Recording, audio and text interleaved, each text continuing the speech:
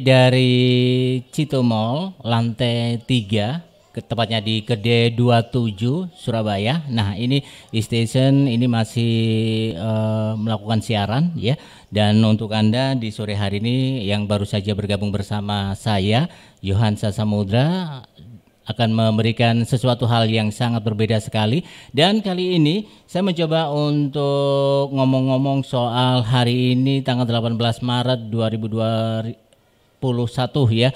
Ini bertepatan di Hari Arsitektur Nasional. Nah, seperti apakah nanti kita akan berbincang-bincang ngobrol santai bersama dengan narasumber saya yang kali ini sudah siap by virtual station. Ini ada Bapak Freddy H. Istanto, dosen arsitektur interior Fakultas Industri Kreatif Universitas Ciputra. Kita coba untuk langsung menyapa beliaunya, ini e-lovers ya, yang sudah bersama saya. Selamat sore, Pak Freddy. Sore, Mas. Bagaimana kabarnya, Pak Freddy? Ya, alhamdulillah baik-baik. Alhamdulillah. Mas, terima kasih buat ngobrolnya. Sehat ya Pak Freddy ya hari ini? Iya, alhamdulillah. Mas juga ya? Iya, alhamdulillah sehat. Ini teman-teman juga pada sehat semuanya Pak untuk Amin, amin. Ya, ini Pak Freddy, saya ini kan dari e-station Surabaya, di mana e-station itu adalah media digital Pak Freddy. Jadi ini kesempatan luar biasa Pak Freddy, dengan segala hormat ini ya, ini mendapatkan prioritas ini Pak Freddy untuk refleksi Hari Arsitektur Nasional ini Pak Freddy. Nah, sebelumnya e-lovers ya, bahwa kalau kita menengok sejarah hari ini memang mencatat setiap tanggal 18 Maret ini diperingati Hari Arsitektur Nasional. Nah, tidak banyak orang atau banyak yang mengulas sejarah penetapan Hari Arsitektur Nasional ini. Tapi semua sepakat memang peringatan ini sebagai sebuah bentuk penghargaan kepada para arsitek Indonesia masa lalu yang berperan dalam pembangunan di Indonesia. Seperti halnya di zamannya Soekarno, Presiden pertama Republik Indonesia yang menjabat pada periode 1945 sampai dengan 1967, juga dikenal sebagai seorang arsitek. Dan banyak bangunan di Indonesia yang merupakan buah pikir dari Soekarno ini sejatinya lulusan teknik sipil jurusan pengairan ya, dari Institut Teknologi Bandung. Nah, kita coba untuk ngobrol bersama dengan Bapak Freddy Istanto yang kali ini kita coba sebenarnya mungkin dari awal sejarah-sejarah munculnya hari atau profesi arsitektur atau arsitek, atau mungkin arsitektur ini bentuknya ya Pak ya, mungkin bisa sedikit dijelaskan Pak Freddy. Iya, jadi kalau pendidikan atau terminologi arsitektur yang sangat khas itu memang dari Barat ya. Kita mengenal Vitruvius itu bilang bahwa arsitek itu mengandung 3 unsur, yaitu utilitas, firmitas, dan venustas. Jadi kalau ada bangunan itu harus kokoh, harus punya fungsi, dan harus indah. Nah, itu baru arsitektur. Artinya kalau itu ada bangunan saja kokoh, berfungsi tapi tidak venustas, tidak indah, dia bukan arsitektur. Contoh jembatan. Tapi jembatan yang indah itu arsitektur. Jadi ada unsur yang berbeda, yaitu yang masuk dalam nilai arsitektur adalah keindahan.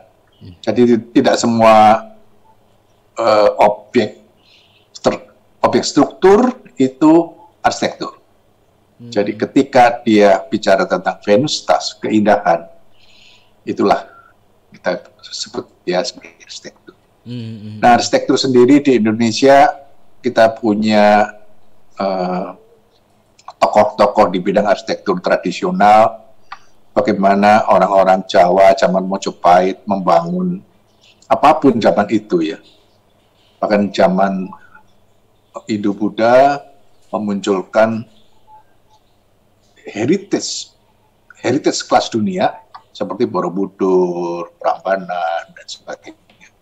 Kemudian di seantero Nusantara ini kita punya rumah-rumah arsitektur tradisional yang indahnya itu luar biasa menurut saya, seperti arsitektur Bali, arsitektur tradisional Toraja, kemudian Minangkabau, Palembang, dan seluruh Indonesia, bahkan sampai ke Papua, rumah Koni itu mengandung unsur-unsur bangunan berfungsi, apakah itu candi, apakah rumah tinggal, apakah itu tempat lumbung padi, tetapi juga mengandung unsur keindahan. Nah, Romo Mangun, almarhum, beliau yang membangun kawasan rumah di pinggiran Kali Jode itu, bilang bahwa bangunan itu adalah guna dan citra. Guna itu fungsi, citra itu keindahan yang punya sesuatu yang ingin diceritakan. Jadi rumah-rumah Bali itu tidak sekedar rumah, tetapi bercerita banyak. Borobudur tidak hanya tempat ibadah, dibangun begitu megah, itu bicara tentang sesuatu, apakah itu niatnya ke atas, ke Tuhannya, maupun kekuatan dahsyat manusia untuk penyembahan, penghormatan, kekhidmatan kepada sesuatu yang di atas. Maka kita lihat banyak rumah-rumah ibadah itu yang besar, anggun, ekspresif itu untuk mengantar orang pada sebuah sikap kekaguman, monumentalitas ketuhanan yang maha dahsyat, dan manusia yang kecil.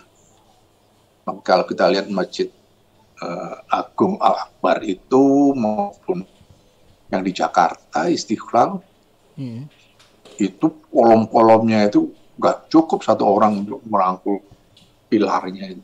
Akan menunjukkan kemegahan, kekuatan, kedahsyatan Tuhan, dan bahkan apresiasi manusia pada satu yang besar itu.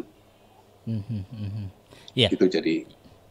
Jadi itu ya cerita awal ya Pak Freddy ya. Nah Pak Freddy, saya juga ingin sekali tahu bagaimana sih Pak Freddy bahwa arsitektur ini merupakan sebuah gambaran culture dari sebuah daerah itu sendiri atau seperti apa Pak Freddy? Betul.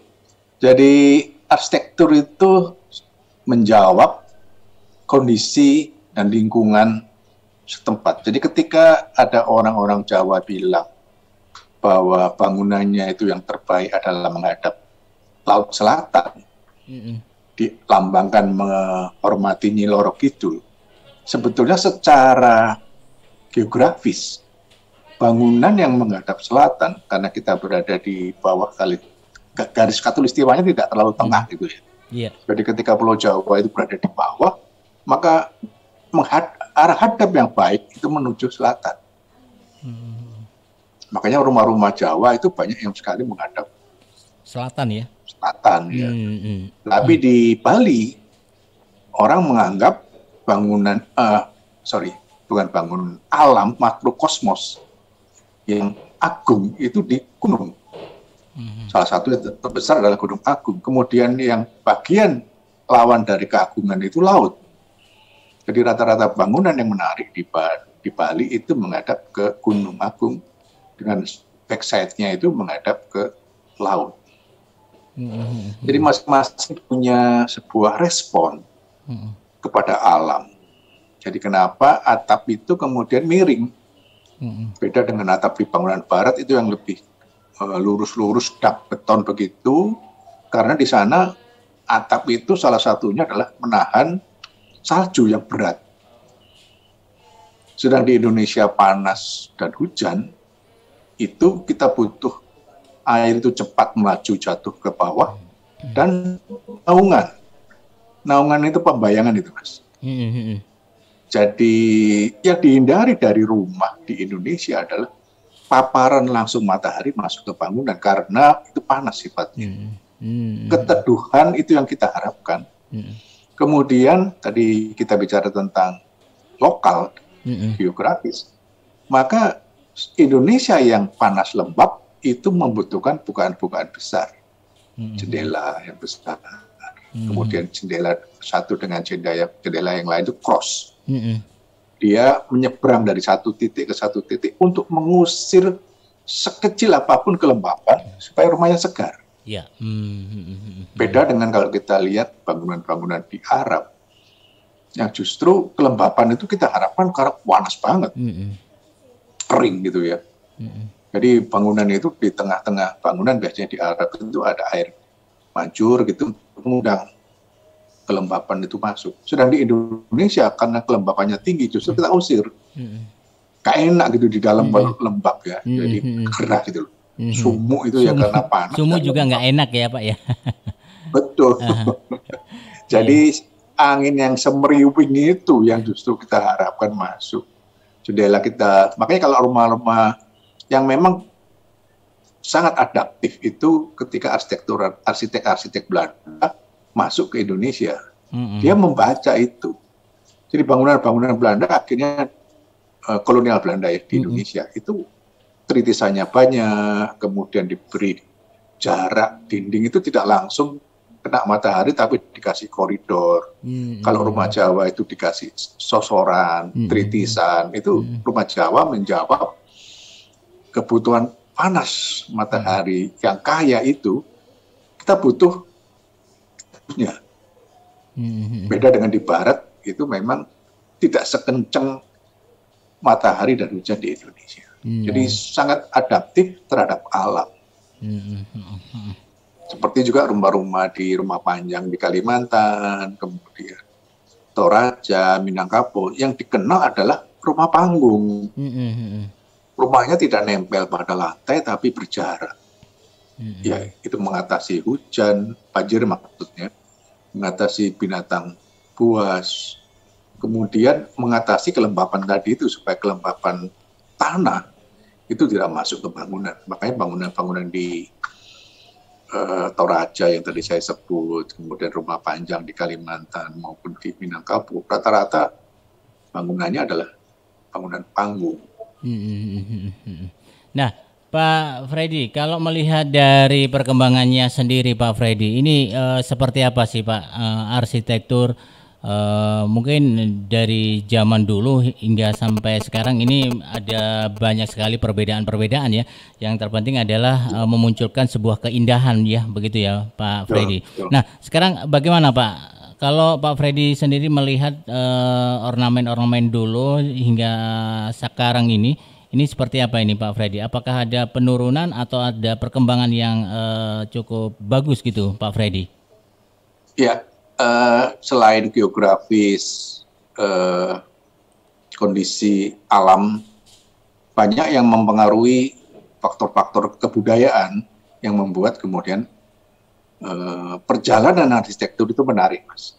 Jadi kalau zaman dulu itu ya rumah-rumah sederhana membawa muatan-muatan, karena Indonesia ini, contohlah Surabaya ya, itu banyak mengadop awal-awal bangunan-bangunan yang dibawa oleh pengaruh asing.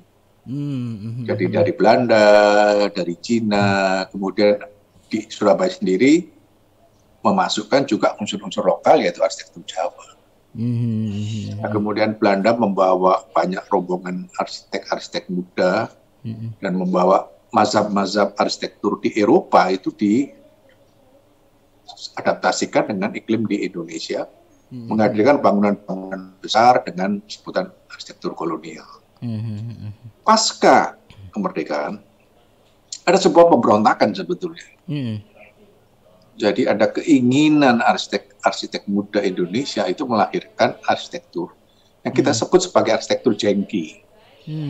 Jadi kita amati ada arsitektur bentuknya dia ya rotok-rotok western, tapi barat juga enggak gitu ya. Kita masih punya beberapa di Surabaya arsitektur jengki. Jadi itu sebuah ekspresi arsitektur pasca penjajahan Belanda, kemudian arsitek muda kita unjuk rasa gitu ya. Ini loh saya Indonesia gitu. Ini loh arsitektur Indonesia. Arsitektur jengki. Perkembangan selanjutnya memang bermacam-macam ya Mas. Ada yang arsitektur internasional. Mm-mm. Artinya arsitektur internasional itu mengikuti mazhab-mazhab Populus function. Jadi bentuk itu mengikuti fungsi. Mm-mm. Tidak banyak ornamen seperti arsitektur klasik, tapi ya apa adanya, butuh miring ya miring, butuh tritisan ya nonjol gitu ya. Sampai kemudian kita mengenal juga arsitektur yang berbau etnik ya. Jadi seperti arsitektur Jawa dihadirkan kembali, pendopo dengan joglo dihadirkan kembali, nuansa-nuansa arsitektur Nusantara yang muncul. Nah, yang menarik sekitar 90-an, ketika bau globalisasi itu sudah mulai kenceng, muncul arsitektur Mediterania. Jadi kalau kita lihat arsitektur Mediterania sampai sekarang beberapa ruko masih kelihatan banget di Citraland, di Pakuwon, di beberapa real estate terkini zaman itu, 90-an sampai 2000-an. Itu memunculkan arsitektur Mediterania. Apa yang terjadi adalah arsitektur itu menjawab tantangan global. Jadi saya kebetulan mendalami arsitektur Mediterania itu, tesis saya itu tentang bagaimana pengaruh global itu menjarah kemana-mana. Ternyata arsitektur Mediterania itu bukan dari Mediterania, tapi impor dari Amerika. Amerika yang mengimpor dari Spanyol. Padre-padre, jadi pastor-pastor Spanyol itu berangkat ke Amerika membuat beberapa bangunan bermotif Mediterania, dan itu kemudian menjadi terkenal di sana dan dibawa ke Indonesia oleh arsitek Amerika tahun 90 sampai 2000-an. 1990 sampai 2000 awal milenium. Nah, pada saat itu kemudian, jadi sebelumnya itu Indonesia penuh, mungkin Mas masih ingat ya, nama-nama pakai asri, pakai indah, iya betul. Jadi ketintang perme, gitu. Itu ada zaman-zaman yang masih Indonesia. Terus sebelum kehadirnya Mediterania, itu ada zaman-zaman arsitektur yang mencitrakan kosakata Indonesia. Tadi saya bilang ketintang perme, Pondok Chandra Indah, dan kayak gitu-gitu ya. Sampai kemudian Mediterania masuk, gantilah idiom-idiom itu dengan istilah asing. Macam-macam namanya ya, jadi Hollywood lah, yang kayak gitu ya. Banyak nama itu Pak ya. Iya, itu sangat global gitu loh, sangat internasional, dan siapa yang melakukan itu sebetulnya? Kapitalis, Mas, pengusaha-pengusaha. Jadi peran arsitek itu digiring oleh market, bukan lagi oleh kebutuhan lokal gitu, tapi jawaban-jawaban akan kebutuhan orang. Makanya di Surabaya muncul the Singapore of Surabaya.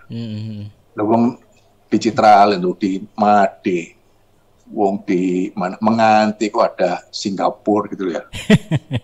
Iya. Itu pertanyaan-pertanyaan, tapi di mana-mana banyak, keluar Barcelona lah, keluar Korea-Koreaan, ada yang Japanese-an. Ini membawa ini adalah pengaruh-pengaruh global ketika para kapitalis itu menjual mimpi-mimpinya, mimpi orang-orang zaman sekarang untuk bernuansa global. Sebenarnya awalnya saya sebel juga dengan Citraland ditulis The Singapore of Surabaya. Ketika saya bawa tamu dari Singapura, saya malu, Mas. Kenapa itu, Pak? Nah, semua ornamennya ngopi dari sana. Gitu, iya. Ada Merlion lah, ada fountain, apa itu, Wealthy Fountain, ada patungnya Raffles, segala macam. Seolah-olah kita itu tidak punya kreativitas. Gitu, ya. Kemudian kalau kita ke Kediri, ada bangunan yang seperti di Perancis, Arc de Triomphe itu, wah saya malunya banget. Iya. Jadi artinya bahwa perkembangan itu dipengaruhi budaya-budaya asing ya, dan culture domestik itu tidak sampai mengena ya di masyarakat sekarang. Pernah berjaya. Jadi pernah berjaya rumah-rumah berbau etnik itu muncul. Tapi setelah itu tergerus oleh kekuatan modal, terutama para kapitalis besar, properti besar yang membangun dengan nuansa-nuansa modal besar, kekuatan karena modal besarnya dia mempunyai pengaruh budaya yang kuat, itu menghadirkan Singapura, Surabaya, terus apalagi saya lupa di Papua muncul, di Geraha Family muncul, klaster-klaster yang diberi stempel-stempel asing. Dan di situ menunjukkan memang mimpi-mimpi orang sekarang itu adalah mimpi-mimpi global. Dan ini juga sebagai sebuah implementasi dari perubahan zaman yang disebut sebagai hiperrealitas. Ada sebuah realitas yang di atas realitas gitu ya. Munculnya itu seperti Disneyland. Disneyland itu memunculkan yang dulu cerita komik, Mickey Mouse, Donald Bebek, sekarang diwujudkan dalam realitas kebendaan. Jadi 3 dimensi dan kita bisa pegang Mickey Mouse itu siapa, Donald Bebek itu siapa, di Dufan. Dan kita sekarang masuk dalam wilayah itu ketika tadi itu Mediterranean of Surabaya umpama. Jadi saya betul-betul Mediterranean. Kosakata arsitekturnya, permainan bentuknya itu nggak Indonesia banget, Mediterranean banget gitu. Dan Mediterranean sendiri itu memasukkan juga unsur-unsur sederhana dari Yunani klasik.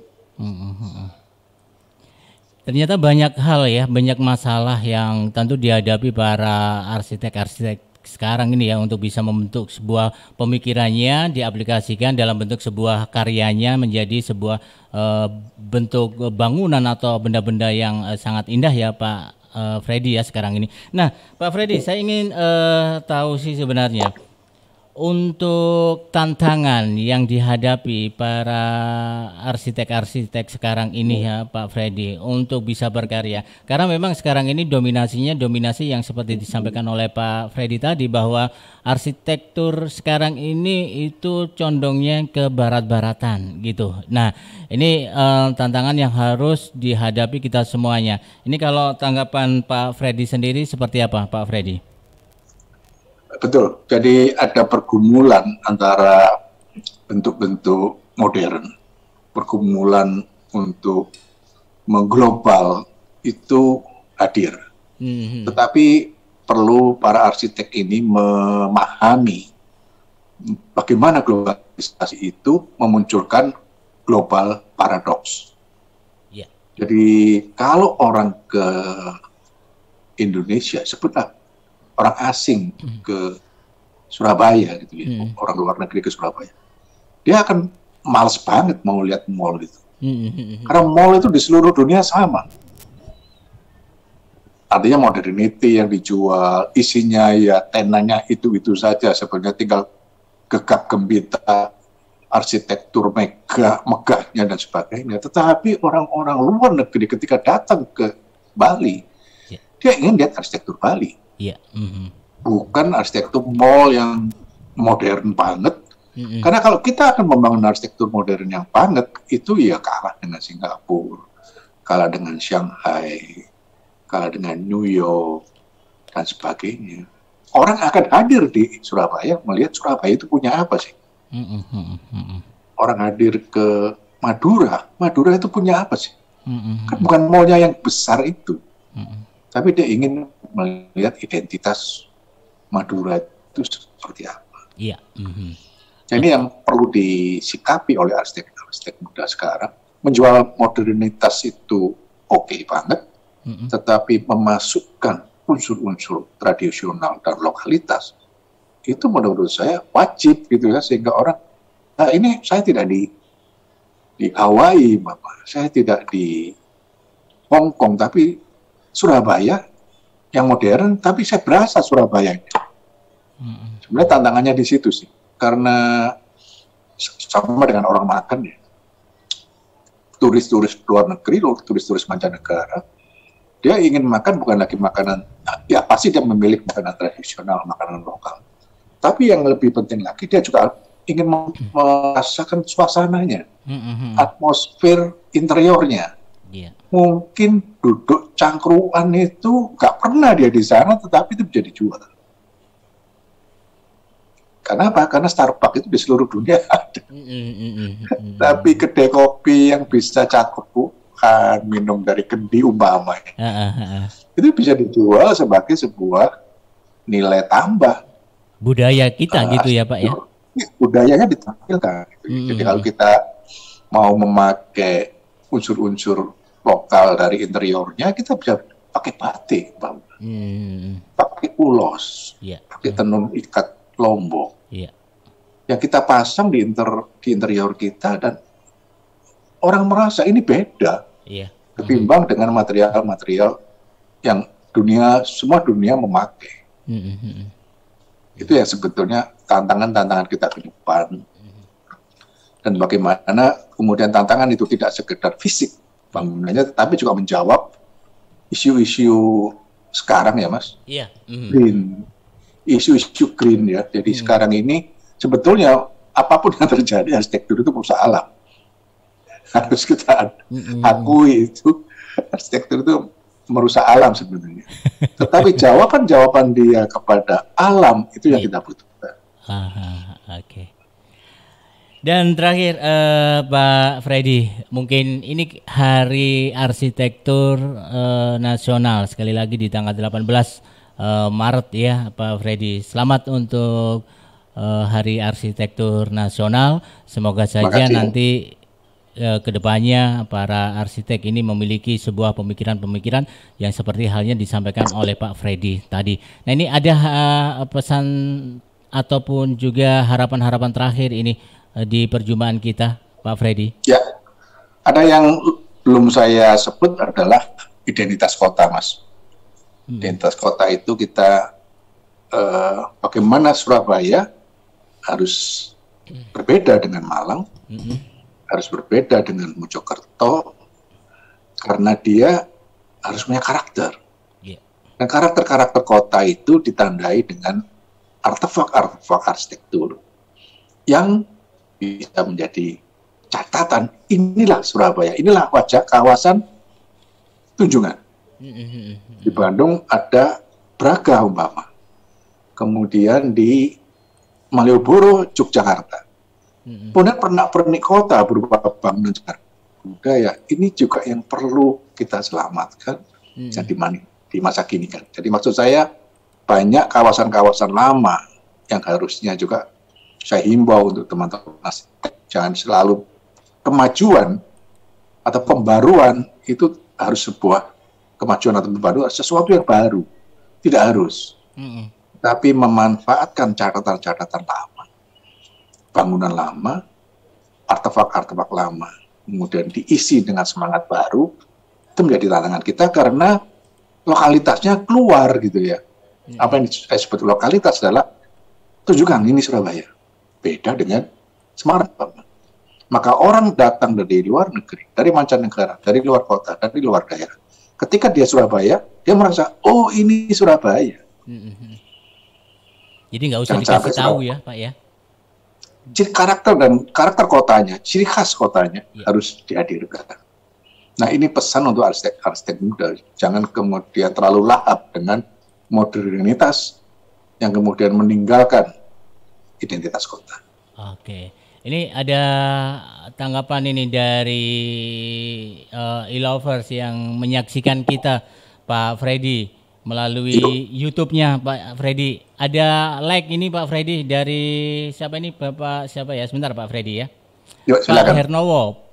Pak Hernowo ini dari Facebook ini memberikan love gitu untuk masuk iya. Jadi terima kasih Pak Hernowo Purwowiyoto ya yang sudah gabung untuk menyaksikan e-Station Surabaya, dan kali ini di Hari Arsitektur Nasional, dan kali ini saya sudah ngobrol-ngobrol banyak dengan Bapak Freddy H. Istanto, dosen arsitektur interior Fakultas Industri Kreatif Universitas Ciputra. Oke, Pak Freddy, terima kasih Pak Freddy ya Terima kasih sudah banyak, Mas. ngobrol-ngobrol santai kita di sore hari ini. Semoga saja Yup. tetap sehat, tetap terus berkarya Oke, ya. luar biasa. Terima kasih Pak Freddy, selamat Terima sore. kasih. Assalamualaikum. Salam sehat. Ya, Waalaikumsalam. Terima kasih. Iya, Ilover itu tadi obrolan kita di kesempatan kali ini terkait dengan Hari Arsitektur yang sudah kita bincangkan dengan Bapak Freddy. Dan untuk Anda, sesaat lagi nanti juga kita akan ada perbincangan lagi terkait dengan desain interior. Dan tentunya buat Anda jangan kemana-mana, tetap saja di E-Station Surabaya.